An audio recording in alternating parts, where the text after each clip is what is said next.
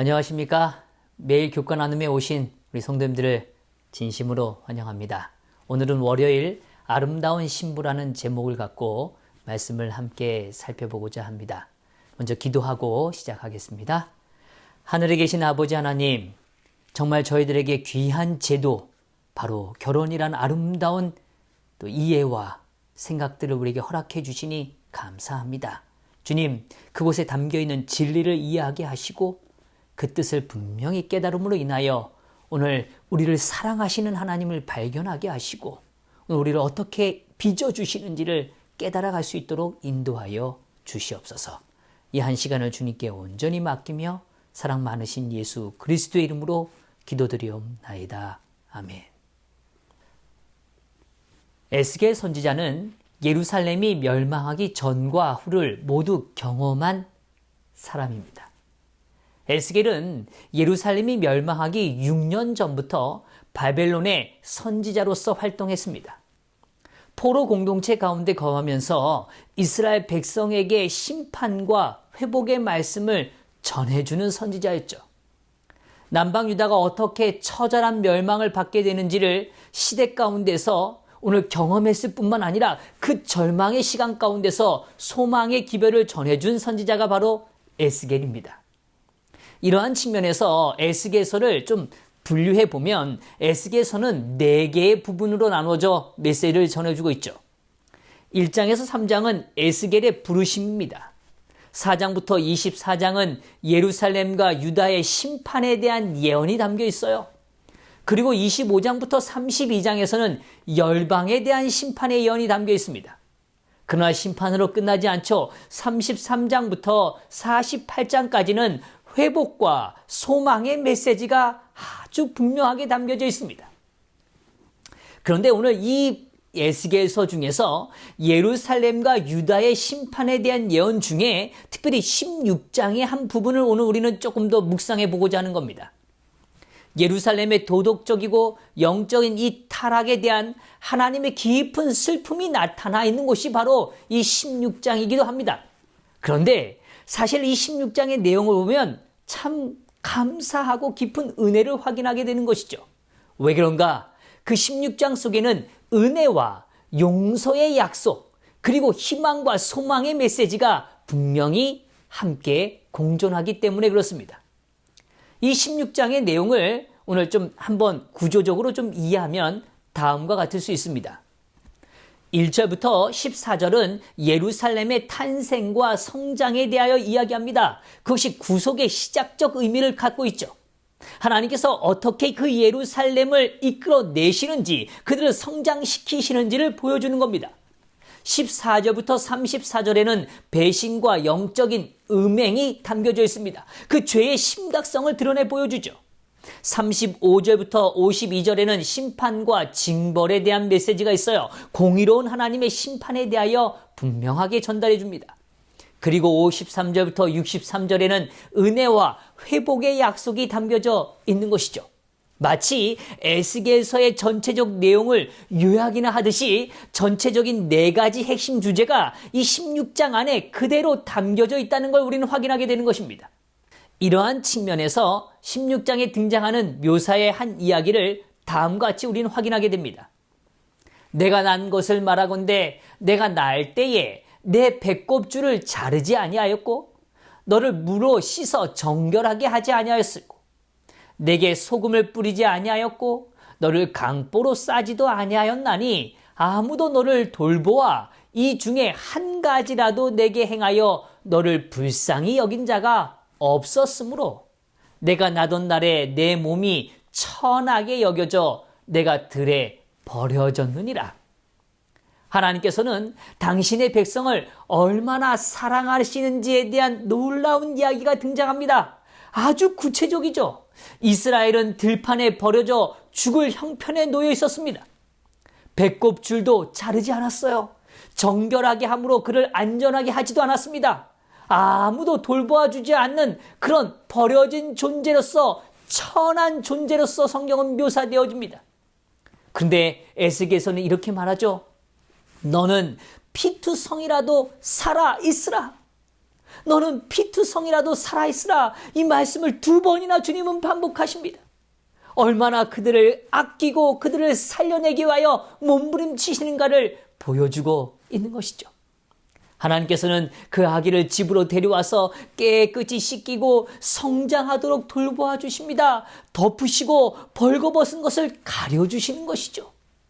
기름을 바르고 옷을 입히고 가죽신을 신기고 장신구를 달아주고 화려한 왕관을 씌워줍니다.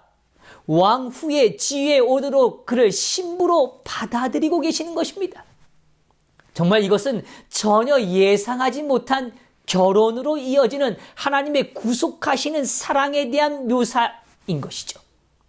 가장 아름다운 존재로 왕후의 지위에 오르도록 주님은 인도하신 것을 우리가 확인하게 되는 것입니다. 어떤 존재를요? 버려진 존재를, 하나님께서는 그렇게 버려진 존재를 데려다가 아름답게 자라나도록 하셨다는 것입니다. 그리고 가장 아름다운 존재로서 가장 높은 지위에 이르도록 주님은 그 모든 것을 허락하시고 계시다는 것입니다. 하나님께서는 버려진 그 한 대상에게 관심을 쏟아 부으셨어요. 그리고 점점 더 아름답게 성장하게 하신 겁니다. 마침내 온 세상에 관심이 되었던 것이라고 성경은 말해주고 있는 것입니다. 그런데요, 15절에서는 뜻밖의 이야기가 전개됩니다. 그러나 내가 내 화려함을 믿고 내 명성을 가지고 행음하되 지나가는 모든 자와 더불어 음란을 많이 행함으로 내 몸이 그들의 것이 되도다. 내가 내 의복을 가지고 너를 위하여 각색으로 산당을 꾸미고 거기에서 행음하였나니 이런 일은 전무후무하니라. 어찌 이런 일이 일어난 것입니까? 그가 지위를 얻은 것도, 그의 아름다움을 누릴 수 있는 것도 하나님의 돌보심과 기르심, 그리고 높여주심에 있는 것이었는데 말이죠. 이것은 이스라엘 민족에 대한 매우 실제적 묘사였어요. 이스라엘 민족을 한번 생각해 볼까요? 기근으로 굶주림 속에서 음식을 얻기 위하여 구걸하던 야곱의 형제들을 우린 떠올릴 수 있죠. 그들은 목축업을 하며 냄새나는 존재로서 하찮아 보이는 삶에 머물던 자들이었습니다. 그들은 노예로 고통 가운데 살던 자들이었어요. 그러나 주님은 그들을 이끌어 내셨습니다. 약속의 땅으로 그들을 인도해 주신 것입니다. 여전히 그들에게는 참다운 아름다운 믿음과 순종이란 귀한 것들을 소유하지 못한 모습을 우리는 발견하게 되죠. 광야에서 배회하던 자들이었어요. 40년간 배회하던 인생이었습니다. 그러나 하나님께서는 여전히 그들을 돌보시고 인도해 주십니다. 그리고 히브리 왕조의 초기 다윗과 솔로몬 시대에 이르러서는 그 이스라엘의 영광이 얼마나 빛나는지를 분명히 역사 가운데서 펼쳐 보여주신 것이죠. 이방의 왕들이 관심을 가지고 오늘 그것을 찾아보고 알아보기 위하여 그들을 방문하는 역사를 성경은 묘사해 주는 것입니다. 이스라엘의 아름다움은 전적으로 하나님의 선물이었던 것입니다. 그녀가 열방의 화제가 될 정도로 아름다웠던 것은 하나님의 신부였기 때문이라는 것입니다.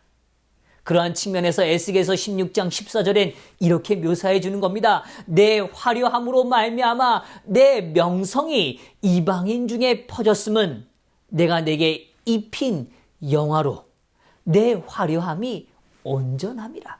나 주 여호와의 말이니라. 성경에서 보여주는 핵심적인 개념은 한 여인이 무슨 일을 했기 때문에 아름다움에 이른 것이 아니라는 거예요. 하나님의 신부가 아름다운 것은 하나님께서 그녀에게 은혜를 베푸시고 그렇게 만들어 주셨기 때문이라는 걸 강조해 주는 겁니다. 신자들이 하늘의 평가에 아름답게 여겨지는 것은 우리의 행위에 있지 않다는 걸 밝혀주는 것이죠. 하나님께서는 은혜를 주심으로 우리에게 구원을 베풀어 주셨기 때문에 우리는 그 아름다움과 지위를 누리게 되는 것입니다. 어제 살펴보았던 성경절을 조금 더 이해해 보기를 원해요. 어떻게 신부로 성장시켰는가? 에베소서에는 분명히 말합니다. 누구든지 언제나 자기 육체를 미워하지 않고 오직 양육하여 보호하기를 그리스도께서 교회에게 함과 같이 하나니 우리는 그의 몸의 지체이니라. 그러므로 사람이 부모를 떠나 그의 아내와 합하여 그 둘이 한 육체가 될지니 이 비밀이 크도다. 나는 그리스도와 교회에 대하여 말하노라. 여기 뭐라고요? 이 비밀이 크도다 라고 이야기합니다. 도저히 이루어질 수 없는 일이 펼쳐지는 거예요. 도저히 성립될 수 없는 결혼이라는 그 관계가 형성되어지고 이루어진 것입니다. 어떻게요? 양육하고 보호하시는 하나님이 계시기 때문인 것이죠. 그리스도와 교회의 관계는 완전함과 불완전함의 존재가 만나고 하나됨의 역사를 보여주는 것입니다. 결코 이루어질 수 없는 관계를 전적인 사랑으로 이루어 주셨다는 걸 밝혀주는 겁니다. 그리스도께서는 우리를 제한 없이 용서해 주셨습니다. 그리스도께서는 우리의 결점과 모든 것을 받아들여 주셨습니다. 그리스도께서는 우리를 당신 자신보다 더 소중히 여겨 주신 것입니다. 이것이 참다운 결혼의 관계의 기초이고 그 역사 속에 펼쳐지는 하나님의 사랑이라는 걸 드러내 보여주는 겁니다. 완전한 존재가 불완전한 존재를 어떻게 사랑하는지를 보여주는 것이죠. 남편이 아내를 온전하게 하고 아내의 사랑을 얻기 위하여 노력하는 모습을 우리는 좀 머릿속에 그려볼 수 있지 않겠습니까? 이 결혼의 관계, 그 모습 속에서 우리는 귀한 진리 앞에 서게 되는 것입니다. 불완전한 두 사람이 하나됨의 축복을 누릴 수 있는 길을 보여주는 것이죠. 우리 자신의 삶 속에 이 진리를 어떻게 실천할 수 있을까요?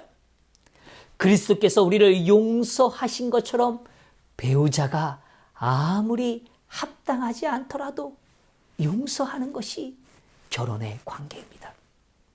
그리스도께서 우리의 결점과 모든 것을 받아들여 주신 것처럼 배우자의 결점과 모든 것을 아무 조건 없이 뭐예요? 받아들이는 것이 결혼이라는 것입니다. 그리스도께서 우리를 당신 자신보다 먼저 여기신 것처럼 배우자를 우리 자신보다 먼저 여겨주는 것입니다. 이렇게 아름다운 신부는 성장하는 것이라고 이야기해요. 그리고 그 관계는 완전하게 더 깊은 친밀한 관계에 이르게 되는 것이라는 것입니다. 성도 여러분 기억하십시오. 오늘 완전하신 하나님이 우리를 불완전한 우리의 존재를 한 사랑의 존재로 삼아 주신 것입니다. 이 땅에서 우리는 불완전한 존재들이 만납니다. 그러나 하나님의 축복을 누릴 수 있는 길은 그 신비를 경험함으로 얻어지는 축복이라는 것입니다. 우리의 신뢰의 대상은 자신의 아름다움이 아니라는 걸 기억하셔야 해요. 우리의 신뢰의 대상은 오직 누구에게요? 하나님께 있음을 확신하시기를 바랍니다. 그분이 우리를 어떻게 하셨기 때문에요? 아름답게 만들어 주셨기 때문인 것입니다. 그렇게 우리는 더 친밀한 관계로 향할 수 있게 되는 것이죠. 오늘 이 하루도 주님께서 우리를 건져내시고 입히시고 신기시고 가장 아름다운 존재로 성장케 하시는 그 하나님의 손길에 대하여 오늘 감사하시게 되기를 간절히 바랍니다. 오늘 우리가 그 아름다운 신부의 지위를 얻고 누리고 있다는 것으로 인하여 행복해 하시고 기뻐하시고 하나님을 찬양하시게 되기를 간절히 바랍니다. 오늘 우리의 삶에 주어진 그 아름다운 지위를 통하여 하나님께 다시 한번 영광을 돌려드리는 우리의 삶이 되기를 바라면서 오늘 말씀을 마치겠습니다. 기도하겠습니다.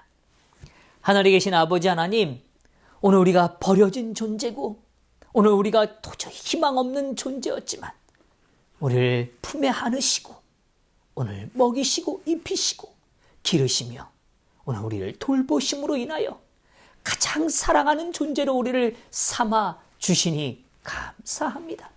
아버지, 오늘 우리가 그 아름다운 지위와 아름다움을 누리고 있다는 사실을 잊지 않게 하시고 오늘 그것으로 인하여 기뻐하고 하나님께 영광 돌리도록 축복하여 주시옵소서.